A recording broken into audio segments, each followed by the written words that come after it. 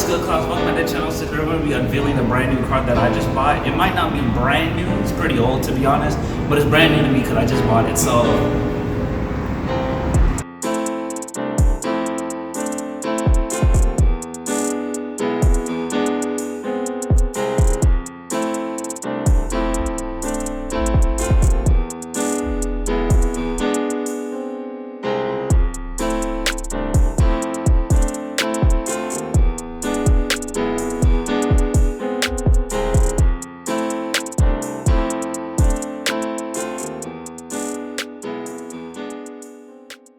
alright, so this right here is a 1996 Mazda Miata. When I did check the VIN, it said it was the M edition. I don't believe it was the M edition because it didn't have tweeters on the inside of the car, but it is what it is.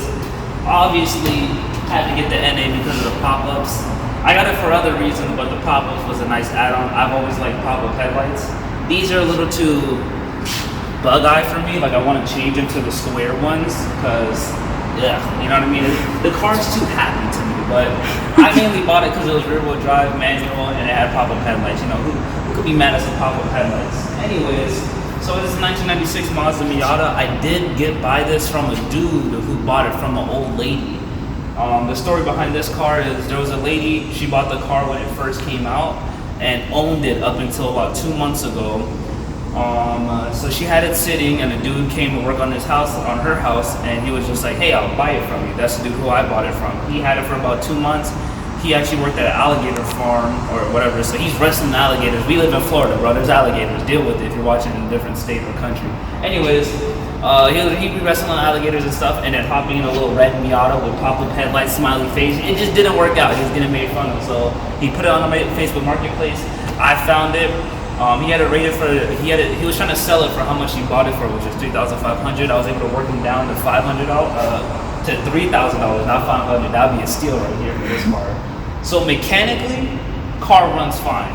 As you can see over here, I'll show you guys videos of me turning on the engine and everything like that. I don't know too much about Mazdas, well, Miatas in general, but you know, I know a decent amount. But mechanically, everything runs. There was some interior problems because, as you can see right here, when the lady had it sitting, this back window started cracking and water started seeping in. So the entire interior was covered in mold. When he bought it, cleaned out majority of the mold. I still need to, he didn't replace this, so I'm gonna be replacing this. But yeah, the mold was getting in, you know, the water was sitting and then the mold was starting to get all over the place. So I gotta replace this. I have this part coming in on Thursday. Don't forget to subscribe if you want to see where this build goes. I plan on, you know, just getting this car to like drivable conditions because I also have a gas problem, which I'll talk to you in a second about. But getting into a driving position where it's like I can daily this if I wanted to. But yeah, other than the mold, there's tiny bits of rust. Luckily for this car, as you guys can see in the fenders, as you guys can see with the fenders over here, bam. And bam, there's no rust, like, you know, popping through the fenders. The undercarriage is not really rusty at all. I'm outside, I'm wearing a full set. I just went, I was just out, so watch you drop the camera down. But yeah, I was just out, so that's why I'm wearing a full fit. But I need to record this video anyways, so I can edit it, post it, whatever. So yeah, don't forget to like, strike that like button, hit the sub button to join the clouds. I will be posting updates on this build of the car. But yeah, the rust isn't bad. The tires are apparently 8 years old to 9 years old. I'm not sure. So I plan on changing these soon. The rims, you know, they're cool, but I want to get different rims. You know what I mean? I'll eventually get them sooner or later because I do need to change the tires. So if I can find a good deal on Facebook Marketplace for like $500 to get rims and tires, I'll probably cop them.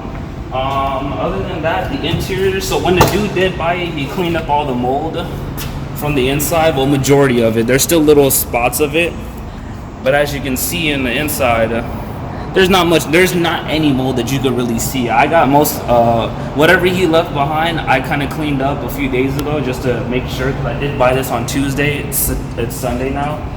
I'm trying to think, what else? Yeah, so the mold was cleaned up. When I bought the car, I got the little greasy wipes or whatever the heck they're called, like the armor wipes at AutoZone. and just wiped up every single part of this interior to, you know, just make it look a little shiny, look a little newer. Right here is still leaking. I'm not 100% sure where, which I don't really care because I'm getting the replacement top and on Thursday, so like in about a week.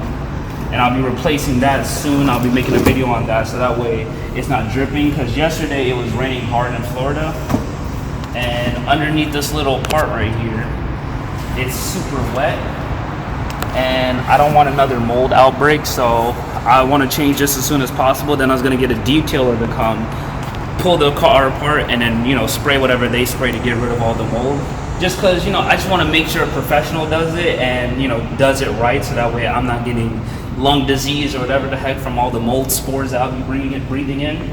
First thing I did when I bought this car, other than cleaning it and stuff, I took off the sun visors. I don't even know why they were still on the car after, what was it, 16 years this car's been out. These are the most useless sun visors. I didn't even watch a video. I was just like, yo, I gotta take these things off, they're in my way.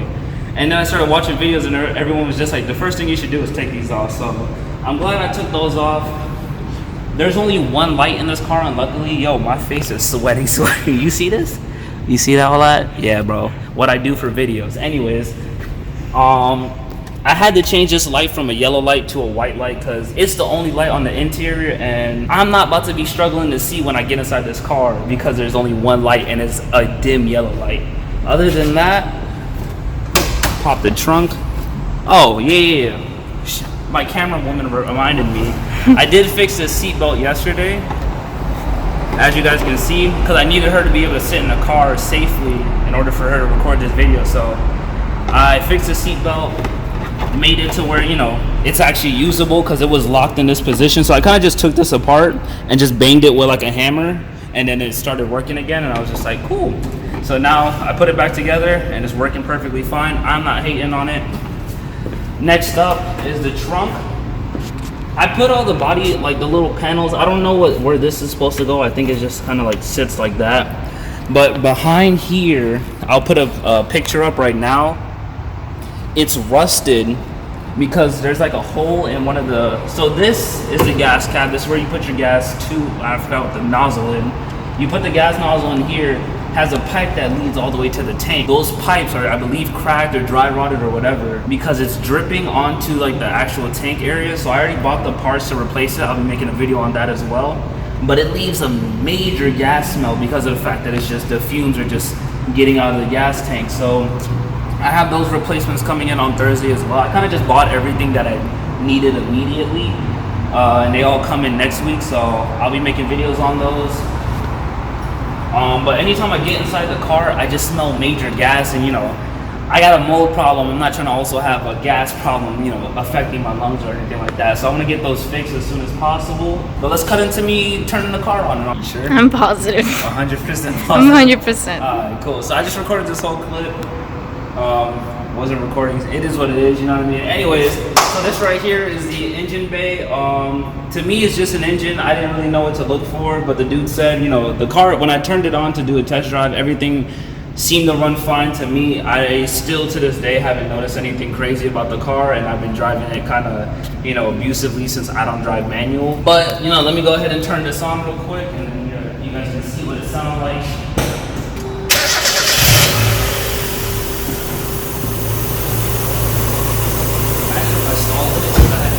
No, I didn't. I had it in neutral. Anyways, so it's just an engine to me. If you see anything in the comments that I should be worried about, let me get the camera real quick.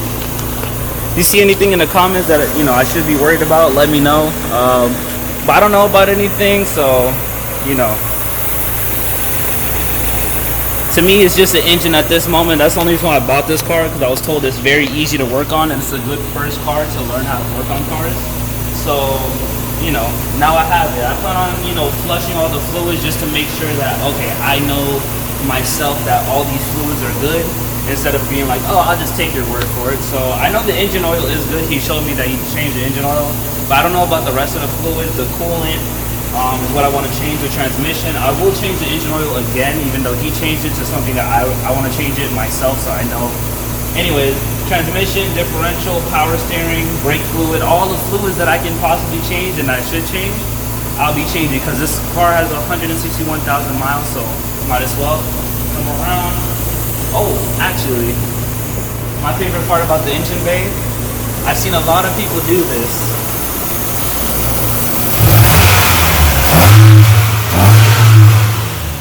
That's cool to me. I have a 2018 Hyundai Elantra. If you guys know, I have one video on my channel showing that all the things I've done to my 2018 Elantra.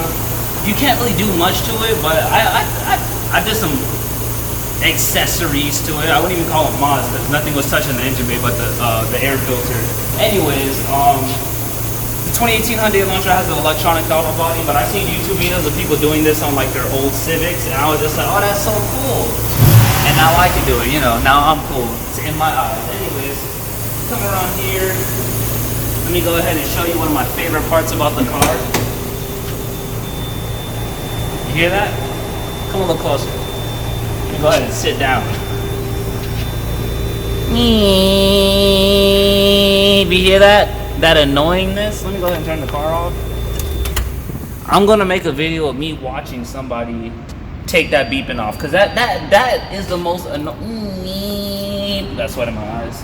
It's crusty, bro. Like, who made Miata think, Mazda think that they should put that noise in their car, bro? A nice little roadster. I guess it is made for a woman, if we're being honest. A little salon car, but ew, what salon lady want to hear while they hop in their car, bro? Anyways, go ahead and close this. So as you guys can see, it is a manual. Let's go ahead and have a little story time real quick. I don't think I talked about it, but just in case I didn't.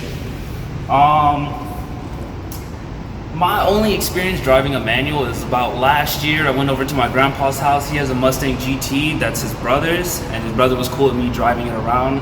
So it's a older Mustang GT, like 2001, 2002, I think is the body style. It's called SN95. Not 100% sure, don't hold me to that. I'm not a massive car dude, I just know little bits and pieces. So I drove that around for 2 days, just kind of practicing. He was showing me how to do it. You know, just to say what it was, I didn't really learn everything. Like, I wasn't smooth with it, but I knew how to make the car move. It may have not been a smooth driving experience, but it was something. So, you know, fast forward to this year, Tuesday, I buy this car from him, and I'm still to this day only had that experience driving manual. But when I hopped in the car for the test drive the day before, you know, I kind of shifted through gears.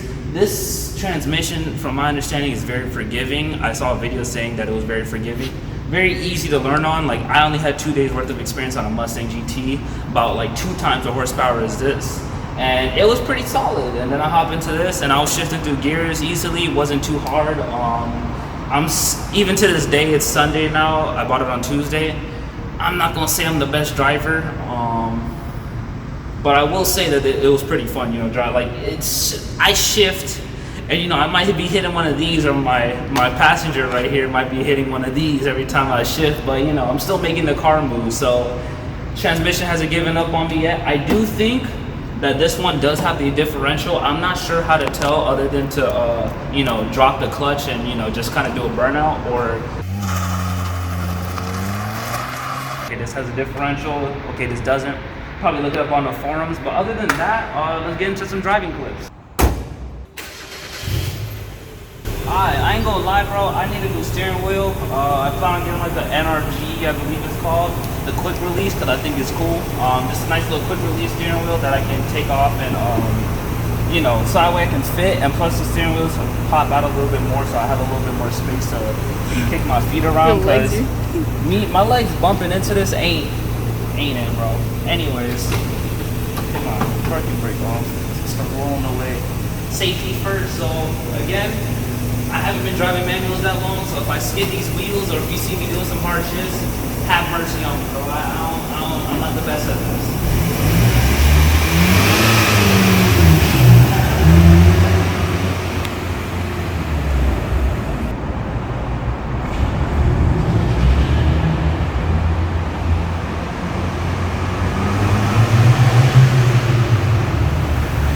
So recently, my camera woman's seatbelt is not working right now, so you know, it's going. I'm not going to drive too recklessly or, you know, wildly, because I don't want her flying out my car.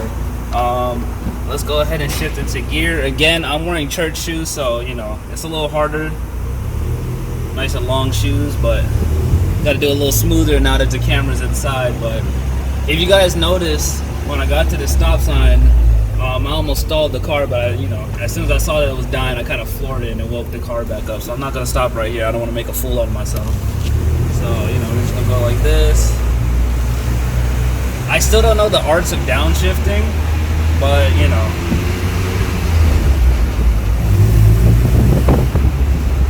yeah, I know all the expert manual people are probably cringing in their shirts right now because I'm doing something wrong, but get off me, bro. I'm not an expert like you. Relax. Anyways, let's go pick up her shoes real quick and then we'll end this video. Start it in neutral. Did you just pants at your shoes? It is what it is. Anyways.